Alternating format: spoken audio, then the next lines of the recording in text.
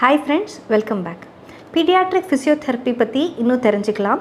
So aim of pediatric physiotherapy and rehabilitation இது ரொம்ப முக்கியமான topics. So over to doctor M Pandian.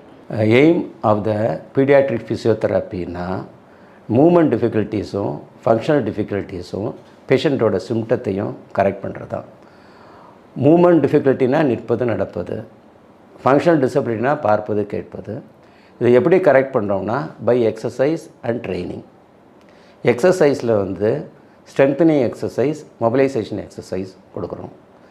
ரெண்டாவது training அப்படின்னா குழந்தைக்கு இந்த எக்ஸசைஸ் பண்ணுறது இல்லாமல் எப்படி நிற்கிறது, எப்படி நடக்கிறது அப்படிங்கிறதும் அதில் சொல்லித்தர ஆரம்பிக்கும். மூணாவது முக்கியமானது ரீஹாபிலிட்டேஷன். அதாவது 5 வயசு குழந்தைக்கு 2 வயசு மூளை அறிவு தான் இருக்கும்.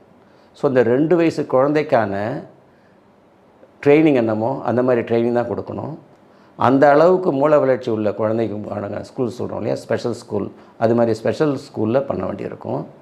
இன் அடிஷன் குழந்தையோடு வர ரிலேட்டிவ்ஸ், ஃபாதர், மதர், மற்ற ரிலேட்டிவ்ஸுக்கும் கொஞ்சம் ட்ரைனிங் கொடுக்க வேண்டியிருக்கும். தேங்க்யூ.